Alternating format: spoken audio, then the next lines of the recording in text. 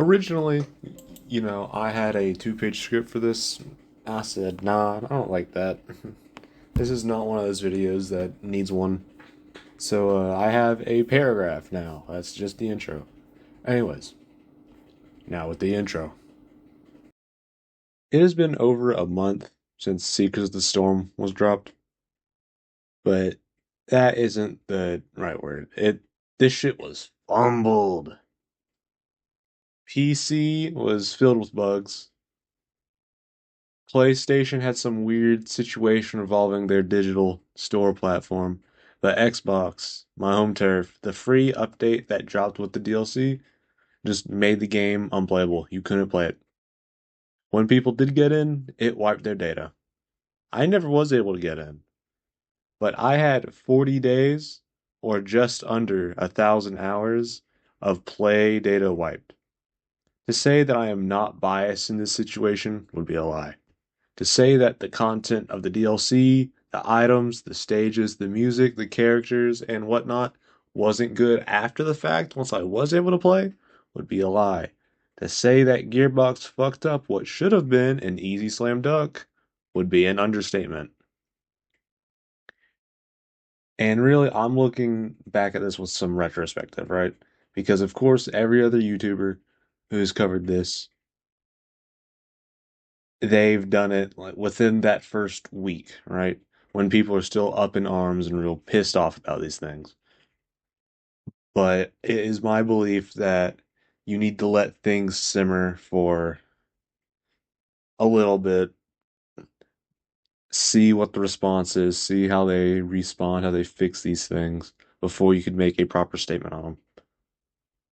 That being said, with Xbox not being able to play at all never should have happened. If having what they said, what developers said is that they do their testing on brand new profiles.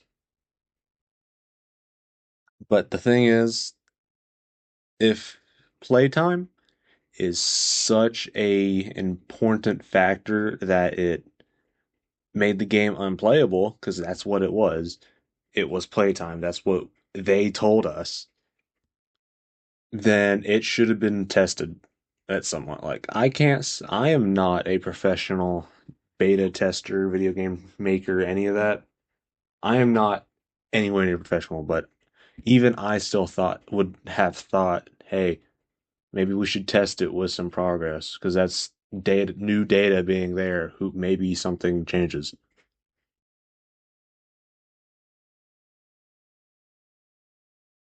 And to their credit, they fixed it relatively fast, faster than I thought it would be. But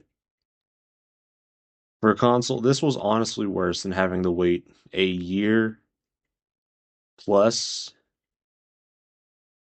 just to get Survivors of the Void. Like this is way, way worse than that.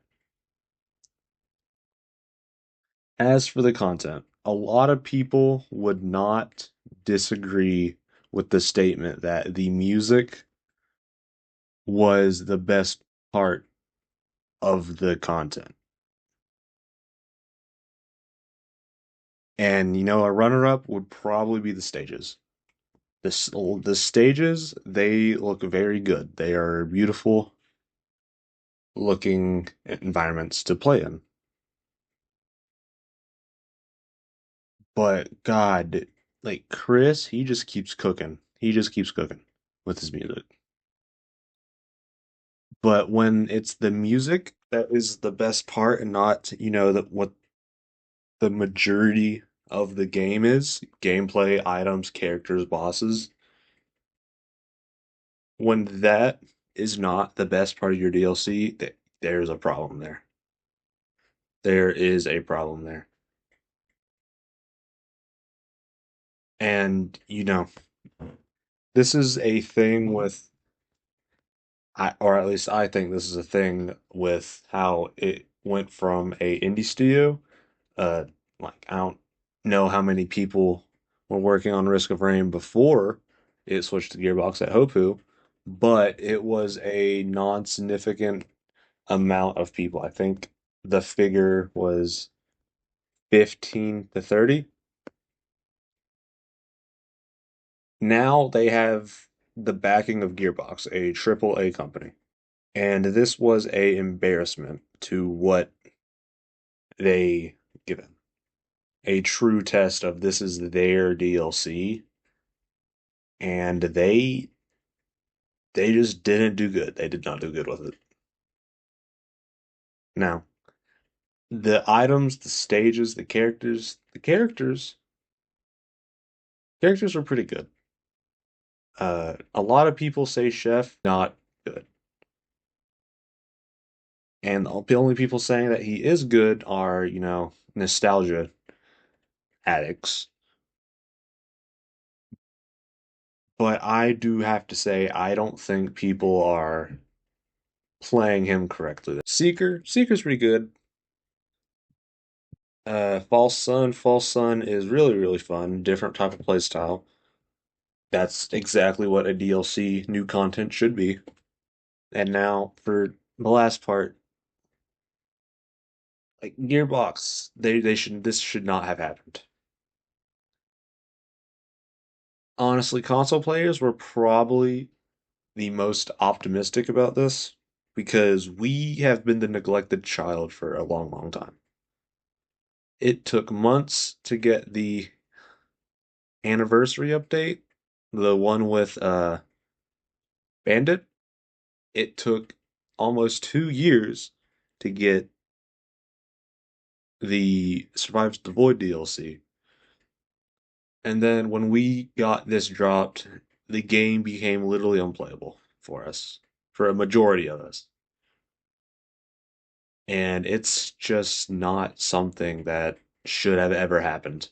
It is a inexcusable thing, and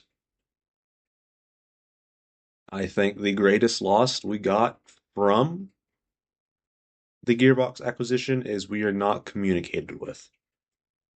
I still hold firm that my original video about complaining about the wait for the DLC, Survivors of the Void, did get direct feedback from him. I do believe it is what caused those things because several questions I asked were answered in directly the way that I asked them by Gearbox. But we need more than, oh, it's been 3 months of silence. Let's give them a little taste. No, we need people in the Discord willing to answer questions. So, yeah, that's going to be it.